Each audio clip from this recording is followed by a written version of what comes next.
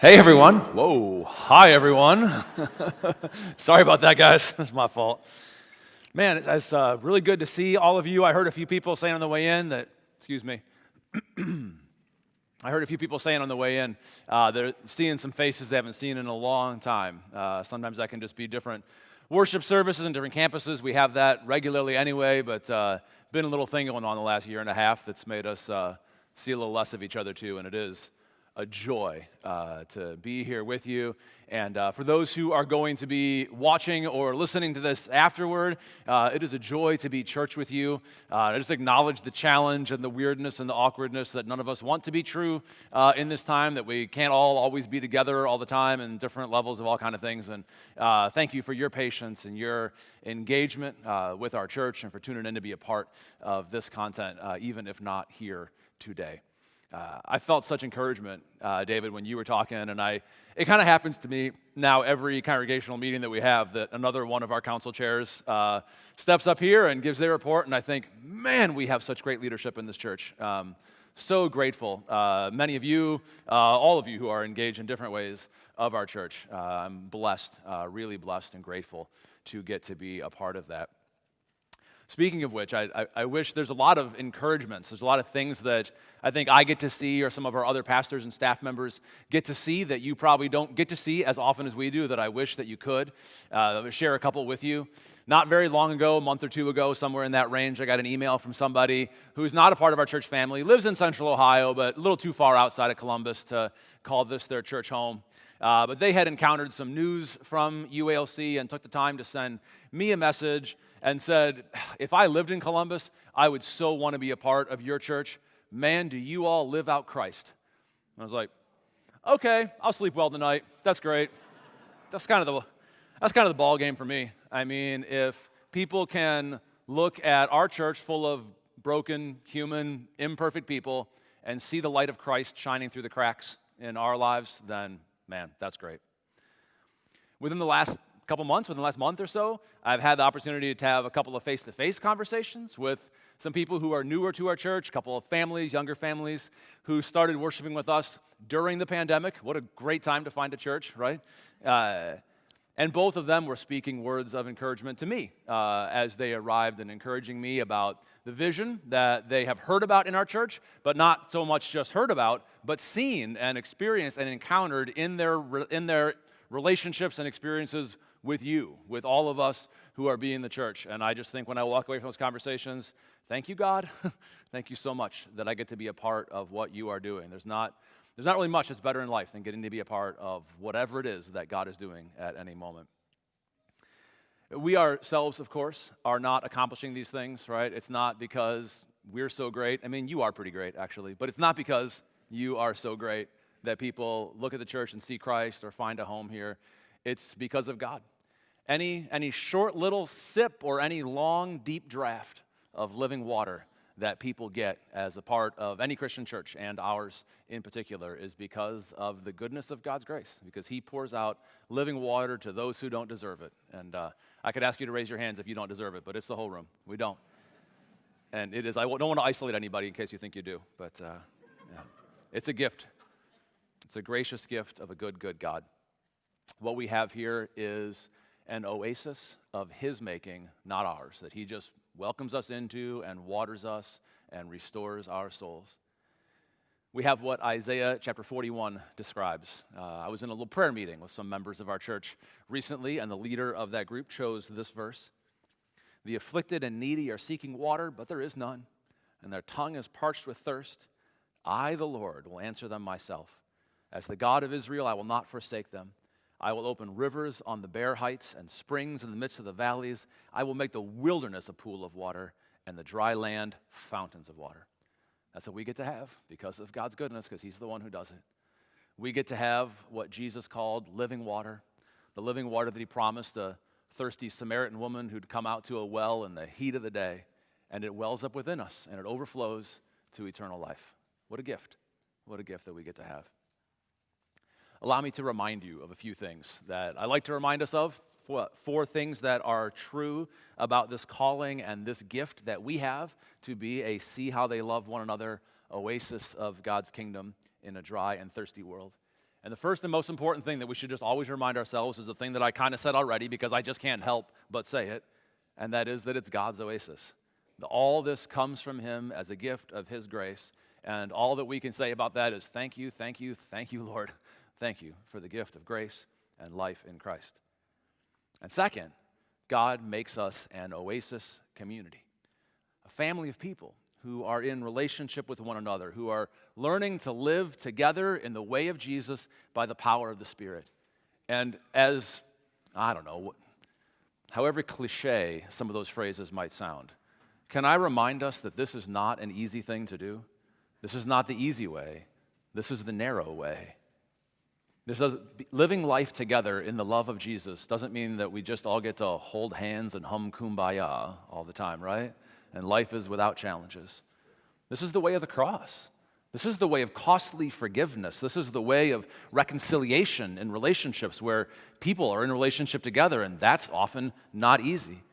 I think if unity and love were always easy, you'd see it everywhere, but you don't, right? Jesus had to die for it, and it takes the Holy Spirit of God to empower it, and yet it's so worth it. It is the experience of the kingdom of God among us when God does this work in us.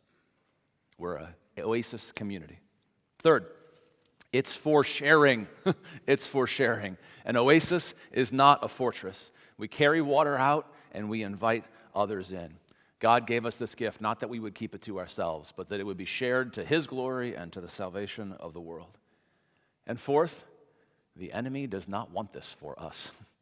And there is an enemy, and there is a desert where we would be living without the grace of God. And we will certainly find mirages of life and empty promises of life and happiness to be tempting. Don't you sometimes find the mirages tempting? But there is nothing as sweet.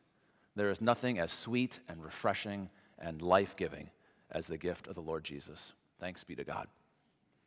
And this is the vision that we are running after, that we will get to be a people who are so well-watered in the love of Jesus, who loved us and gave himself for us, that people will say about us, see how those people love one another, to the glory of God and the salvation of many. And that's why we make the decisions that we make. That's why we live and order our life together the way that we do, for example. That's why we work hard to overcome the forces that would divide us in our culture. And these forces and lines of division are everywhere, and half the time they crisscross each other, dicing us up into various smaller groups of fear and anger and preference. If we let it, we'd all be every individual army all unto our own against one another. But not so in Christ, right? For there is one Lord, and one faith, and one baptism, and one Lord, one God and Father of all. And we, by his grace and power, are being built together to become one temple in which he lives by his Spirit. One body together of which Jesus is the head. And we grow up into his character by the power of his Spirit. And so we learn to love our brothers and sisters across the things that would have divided us, group against group or individual against individual. And it's not the easy way, but it's the holy way. And it's why we pursue increasing unity in our worship life, for example, even though that comes at a challenge and comes with costs. We sing together and pray together. We learn together, confess together, and eat from one table together. In a different way, it's why we made the choices that we made back on the 4th of July. Remember that holiday 10 years ago, on the 4th of July? Feels that way. You know, to be honest, it made me sad that the 4th of July parade, at least in one of our major local communities, was scheduled on a Sunday morning. And yet I was grateful to be able to say to our community leaders outside of our church, friends, look, this is not how we'd prefer that it would happen. It's not our choice. But we love our community. We love you. We love our neighbors. And so we're going to prioritize our worship life together also and still figure out a way to love and serve and celebrate with our neighbors. So how can we help? What does the neighborhood need? Let's get after it. It's the same spirit, I think, that has been in our long-standing commitment to generosity as a congregation that David was talking about just a minute ago. And I think historically, we've been careful not to manipulate this into a marketing campaign, which I think is wise and faithful. But that means that sometimes people don't know very much about it. I bet you learned more about it just today, thanks to David sharing it, than probably a lot of us know regularly. But here within the family, where it's not a marketing campaign, let me just encourage you with what David said. We all give away so much money. Such a radical act of your generosity that's been part of this congregation's history for such a long time. and it's to bless other people. It's not about us. We feed the hungry. We house the poor. We clothe the naked with dignity. We visit the imprisoned.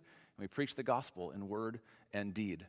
And we love like this simply because God first loved us. Thank you for your faithfulness, for your love for one another and your faith in the Lord Jesus Christ. This vision is why so many of us get together in small groups. It's not just because you had nothing better to do on a Wednesday night, right?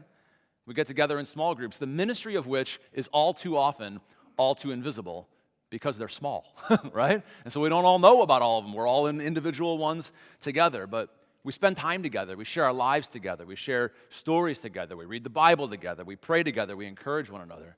As we like to say, we care and are cared for. We serve and are served. We love and are loved and grow in Christ together. That's why we do all these things, and I could go on for a lot longer. The decisions that we make to try to pursue life in the way of Jesus by the power of the Spirit, becoming a see how they love one another oasis of God's kingdom. And I'll tell you, I believe that UALC has a witness to offer in Columbus at this moment in history. I don't think it was an accident that God started a church around here about 1956 and gave it a spirit and gave it a leading and has continued to nurture it all these years through all the places and all the journey that it's come. And I think we have a witness to offer in Columbus at this moment in history and even in our wider audiences too. People who are joining us online from all over the place. And in fact, we're hosting the national conference of one of our networks or denominations next week. I think what God is doing here in our church is different from what's normal. It's different from what's normal in our world, and our vision is different from how other churches understand their calling. And the path in our normal world has not been an easy one lately. And if I'm being honest with you from my own experience, I'm tired, and I'm tired of it. Anybody else tired of it? I think we are all tired of it. And I think we're probably all a little bit wounded and bruised and battered from a lot of it. And there's a part of me that has asked, and sometimes we talk to each other, leaders pray, council leaders pray, pastors talking to each other praying, is this the right time for our church maybe just to rest, just like pull back and retreat and catch our breath and recover a little bit, just take a break? I'll tell you what, here's the thing I think about that. I think we need healing for our wounds, no doubt. But I don't think we need to shrink back and lick our wounds. Huh? We need the Lord, and we need His presence, and we need one another, and frankly, we need all of that more than ever. So I would encourage you and admonish you, don't shrink back from one another, from your relationships, from your commitment, from your participation, your small groups, your participation in worship. By your attendance at this meeting, you're telling me, hey, I want to be a part of where God is taking our church right now, and we're not shrinking back from that. So go to God in prayer. Don't shrink back from your commitment to your church. Take this season to lean into your relationship with God. Take this season to lean into worship and into the practice of community. My own experience is that I've been running to the Lord in my own prayer time more than ever lately, more earnestly than ever, because I need it, because the Lord is my strength when nothing else is. And I find that I am more thirsty to be a part of worship together probably than I almost ever have been, and it's a gift to be a part of that together with other Christians. And as I shared in the message I shared over here at Lytham Road this morning, because I'm up front a lot, sometimes it's a little bit harder for me even to hear. I talk too much. But I got to visit a chapel service on a Christian college campus recently, and just getting to worship together and getting to hear God's word is such a life-giving gift. It's water for my thirsty soul, as you well know.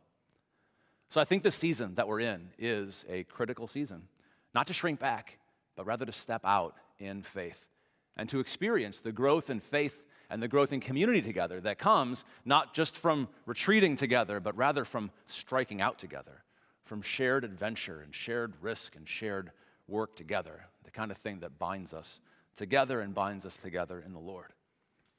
So let me remind you then, and update you and encourage you and maybe also challenge you a little bit with the ways that we are moving forward in faith from here. And I'm going to look backward a little bit at the report that I gave to you a half a year ago when we were all on Zoom having this congregational meeting. And what I said back there in that meeting is that we were going to align our biggest resources as a congregation toward our ambition, toward our calling, toward our vision to be a see how they love one another oasis of God's kingdom here in Columbus. And the first and biggest resource that we have that I talked about a half a year ago also is us.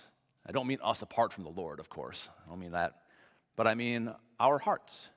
I mean our time, our prayers, our relationships, the way that we worship God, the way that we follow Jesus and keep in step with his Spirit, the way that we love one another. These are the things that make us to be this oasis that God has made us to be. And so I covet your prayers for our church. And I invite you to trust and follow Jesus this way. And I invite your commitment to our rhythms of life together, worship and small group and growth and giving and outreach and prayer, because I do believe that the lives that we live together, the manner of our life together and the manner of our prayers and the manner of our worship and the manner of our relationships, we together are the life of God's oasis here in Northwest Columbus. Second, I shared with you back in April that I was going to work on a project to realign our staff resources to our vision. And I'll tell you what, our team is all up in the thick of this right now. And thank you so much for the way I didn't know David was going to do that, and you guys responded so generously and spontaneous love through applause. And so thank you for that support. It means a lot. As part of this project, we've identified some principles that will help us organize our staff toward our vision. I don't want to give you the whole document, but just one example. We know that we are one church. UALC is one church. And if we're not going to be divided by lines of cultural division, then we won't be divided by the Scioto River either. And yet, we do know that most of us tend to worship and build relationships and volunteer and serve at one of our campuses. We sort of have this limitation that we all only have one body and can be in one place at one time, right? Nobody here has solved the omnipresence problem, and I don't invite you to try. And we believe that love thrives in relational proximity, and we aim to be see how those people love one another, oasis of God's kingdom. So we've begun to align the teams at our campuses to help people connect and build relationships with one another in ways that are most effective at that campus. And we've actually been able to get a little bit started with some of that staffing at our Lytton Road campus, then over at Mill Run so far, which everyone's always talking about how Mill Run gets the short end of the stick and everything like that. I understand. Just kidding. I shouldn't do that. I really shouldn't do that. You're going to edit that out later, right, Jack? All right. But this kind of principle is important for all of us. And I think we've learned something from the successes and challenges of ways we've tried to work into this in the past also, so we can avoid some of the pitfalls and risks that we learn about from experience. I've also shared with you that we are currently searching for an executive director whose purpose will be to help our staff and really all of our resources work together with greater alignment and clarity. And I've heard back from some of you and really appreciate the encouragement about how much sense this has made to you also. I'm glad to hear that. And for those of you who have a little bit longer memories, and I guess that's sort of a relative term, but it turns out that this was actually part of the plan that folks and leaders at this congregation were forming about 10 years ago, and then kind of got backburnered a little while we went through some unforeseen transitions. I see some of you laughing in the back right now, and you know what I'm talking about. So thank you. Thank you for your work on that plan. And I would say that I'm encouraged to know that God's leading on this has been steady over the years, and we are ready to follow it. To help me with this search, I've gathered a variety of groups of people, like different people who have contributed in various ways to pray together and help me learn from as much wisdom as possible in this. And this is a partial list up here of people who have contributed in various ways. Different members of this group in different ways have contributed.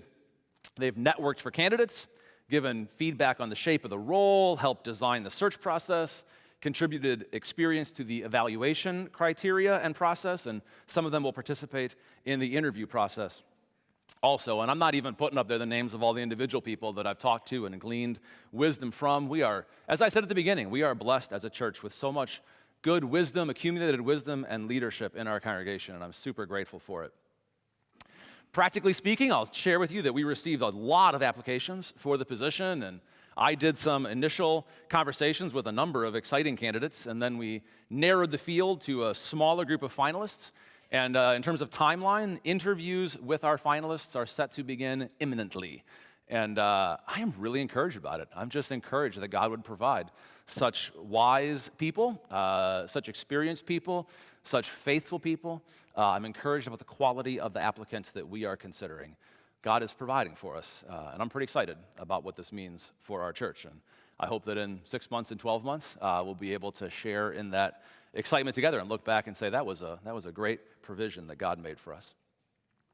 I'd also like to share with you a little bit more specifically about some new partners who have joined our staff team, and I can't go into all the detail on all of this right now, and you probably don't want me to, but I do want to share with you 4 people who are joining our staff team these days. If you look up here, Melissa Davis, who's over on the left side there, is joining our staff in children's ministry beginning on October 11th, and she will be serving our whole church, Lytham Road, Mill Run, all of UALC, but with some specific relational proximity here at Lytham Road, because that's where her family worships already. And with that in mind, we are still looking to hire another half-time person in children's ministry who would have that same kind of relational proximity at our Mill Run campus. And so if you know that person, I would love to hear from you, or Pastor David White would love to hear from you. Let us know. Also up here is Ashley Freuling, and Ashley will be joining our staff as our worship leader at Mill Run. So we're excited about that. We don't have an official date, but she'll be joining our staff in mid-October sometime. And unlike Melissa, who is here local, Ashley is relocating from Atlanta to join our church. So you can look forward to welcoming her to beautiful Central Ohio. That sounded sarcastic. I totally didn't mean it that way. I mean it. All right. Next slide, please. Over here on the left side is Tammy Schuster, who has been on our staff already in the capacity of a small groups director, specifically for our Lytham Road campus, and Peggy Brunson had been focused on our Mill Run campus. Tammy has gone full-time now as the connections director here at Lytham Road, and that's one of the examples I had in mind when I said that our teams are coming together really well here at this campus. Tammy is still, by the way, your contact for small groups, at least for the next few months as we get a few more things settled out. So Tammy's not new to our staff, but new position. And then Nicole Belair, who was in the back a minute ago, and still is, there's Nicole, hi Nicole, who is serving in a special events coordinator role. And Nicole, you are off to a fantastic start. Thank you for your service already. She, yeah, we'll go with that for now. All right, sorry. Lost my place. I want to say that I am really grateful to God in all of these cases for his provision of these key leaders and partners in ministry. And while I'm here, I also want to be able to say thank you to some of our staff who are coming to the end of their season of ministry on staff at our church, and want to testify that I have been, you are going to feel, I believe, out of love for these people, moved to applaud in a moment. I'll give you your cue, okay? But I will tell you, I personally have been blessed immensely by Pastor Brody Taphorn, by Katie Borden, by Jessica Eford, and Peggy Brunson. Some of you may have heard, I'm not sure if everybody has gotten the news yet, that our dear teammate, Lawrence Nunemaker, is retiring again. Retired once, and is retiring from his role on our staff here right now. And he and Kathy are moving south to a place not as beautiful as Central Ohio. I do want to reassure you, as we have a number of projects that are kind of up in the air and moving along, that under Dave Bowersox's good management and all the rest of the facilities teams, we have a good plan in place for seeing all of our facilities through those projects. Also, Andrea Taphorn will eventually join her husband, Pastor Brody, out in San Diego.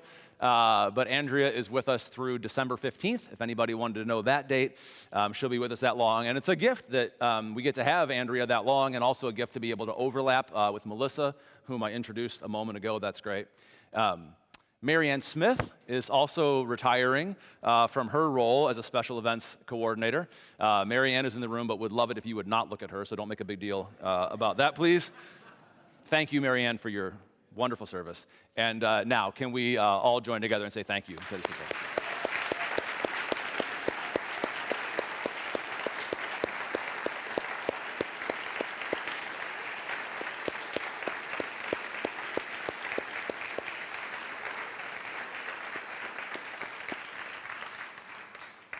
I do want to say a longer word, well, not a longer word, a broader word of thanks to all of you and to our whole staff team, whether prior or new or seen it all the way through, all of you who have been navigating this difficult season with confidence and peace and with perseverance. Thank you for that. Here's what I told our church council at our church council meeting last month. Where we are right now in our staff transitions and decisions about how we're handling so many things right now feels to me a little bit like 90 minutes before Thanksgiving dinner, right? The pots are bubbling, there's flour spilled on the floor, and there's ingredients all over the counter. A couple things smell pretty good. A couple things don't smell like they're right yet, but we are confident that it's all gonna come together and be on the table soon and very soon. And you know what? Since last month, we've actually put a couple more dishes out on the table, and so there's reason to be confirmed in our confidence about this. And thank you for your partnership in this ministry. Thank you for your prayers, and I would invite you, please, keep praying for our church through all the challenges that we face these days, through the transitions that we have on staff, through the searches that are still open. Thank you, and please keep your church in your prayers. All right, the third, and I'm going to be much more brief now, our next biggest resource. I talked about us and our staff resource, and the next big resource that we are going to align, or we are aligning toward our vision, are these really big buildings and campuses and properties that God has given us to steward and to mobilize and to use for the sake of the ministry to which He calls us. And you know, a lot of us haven't been in them in the last 18 months as much as we would have before, and that has been hard in many ways. And yet, let me reassure you, I do not believe there is a future for us where we are not gathering physically, in person, in physical spaces. This is what the body of Christ does together. It's part of us to be in physical community together. And I believe that our physical campuses already serve and can serve our vision more powerfully, can be better aligned to our vision than they are right now. And I shared with you last meeting, about a half a year ago, that our church council had just created a little subcommittee to begin exploring options for translating our spiritual vision into physical resources. And that work has begun, and really it's actually two committees, with one focused especially on prayer, and so far has been praying, thanks be to God for this group, praying almost entirely for the spiritual health and unity of our church, because that is the house of God that precedes the house of God that is the building. And I just want to tell you, this is going to be a long process that everyone in our church gets to be involved in, and I do hope, and I ask, and I encourage you to participate when the time comes along for that. For right now, I'm just going to say really briefly, the same Oasis priorities that I articulated at the beginning of my report are the same priorities, really, that guide us in what we're trying to do to our physical buildings and campuses. So the Oasis is God's, right? It's God's Oasis. He's the one who does it. And so we will want to even more strengthen the way that our buildings are sacred spaces, and they point us to Christ and bear witness to God and His Word and life in His Spirit. Second, we are an Oasis community, a family sharing life together in the way of Jesus by the Spirit. And so we will want to strengthen the way that different spaces in our buildings help put us together with one another and support the building of community and relationship and integrate us together across our generations. And third, an oasis is not a fortress. And so we are looking specifically at our building exteriors and our campuses and our grounds, and there is such potential there for positioning our buildings and our exteriors and our grounds to invite and be a witness to and to engage our neighborhoods. And it's a really exciting thing to think about. I've even heard people who hadn't been here yet come to our campuses for the first time, and the words that they described were a little fortress-like. And I was like, oh, okay, let's pray about that. Let's take a look at that. For now, I would simply ask you to pray for God's house. And that means the buildings at one level, and it also means the church family, which is, as the Bible teaches us, a dwelling in which God lives by His Spirit. And so I invite you to pray for God's house and for God's leading and God's provision, and we will get to engage robustly together with this process in the coming months. And I think I did joke earlier about some successes at Lytham Road in this meeting, but I do want to also celebrate that Mill Run has been getting some sanctuary renovations, and they are getting close to being finished. And we've been pursuing the same values in that room that I've been talking about all along. And we hope to be there in the next, and everybody just got nervous, he's going to announce a date. I'm not. I don't have a date. Month, 6 weeks, longer, I don't know exactly. Somewhere out there because, well, you can't predict those things exactly. No official date, but we are getting close. And so stay tuned for updates. Finally, in just a couple minutes now, Dave Bowersox is going to present to you our budget for the coming year. As I have described it, it is our vision-oriented giving and spending plan for 21 and 22. And together with our church council, we've agreed to present to you a budget that plans for growth this next year. And this is connected to a few things. At a very practical level, wages are up, employment is up, the market is usually up, costs are up, things are more expensive than they used to be, and for some of you, required minimum distributions are back. And on the ministry side, we are planning to return to a fuller slate of activities and ministries and building usage, all of which are part of our budget. And so there's a lot of these kind of practical factors that are involved here.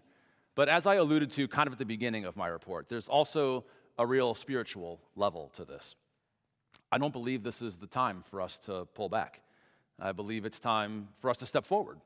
I believe we have a critical witness to offer, and that this is a critical time of ministry, and I want us to embrace it and lean into it and step out together. And frankly, some of you will see the increase and say, 3%? That's growth? That's not even inflation. Let's strike out together. And if that's you, I'm with you. Let's do it. Let's blow this thing out of the water. This fall, also, we are going to give our attention in worship for a few weeks to financial discipleship and generosity, more explicitly with more focus than we have in the few years that I've been with you. And I'm looking forward to sharing with you some of my own heart and view on this and share some teaching with you. And I believe that those kind of seasons and those focuses are really holy moments, real opportunities to grow in faith and to grow closer to God for all of us. So here's the last thing that I want to say, and I kind of alluded to it, or I previewed it already in my email to you earlier this week. This is God's church. It's not my church, not ultimately your church, except to the degree that it's our church because God has given it to us to be engaged with and given us responsibility for it, and that is very important. But it's God's church. And on the one hand, I think that calls for faithfulness. I think it calls for courageous stewardship of the opportunities, the ministry opportunities, the mission opportunities that God has given us, courageous stewardship of the vision to which He has called us and the responsibilities that God has entrusted to us. But even more, I think it should inspire confidence and peace that God will build His church, that God will water His oasis, that He will quench the thirsts of our souls, that He will quench the thirsts of this world. And we'll do our best. We will. We'll step into the risks of faith that He invites us to. We'll do our best. We'll honor God to the best of our abilities. We'll bear fruit, and we'll get it wrong. We'll strike out in faith, and sometimes we'll strike out. But God will build His church, and nobody but nobody will stop Him. All glory to God. Amen? Amen. David, you're up.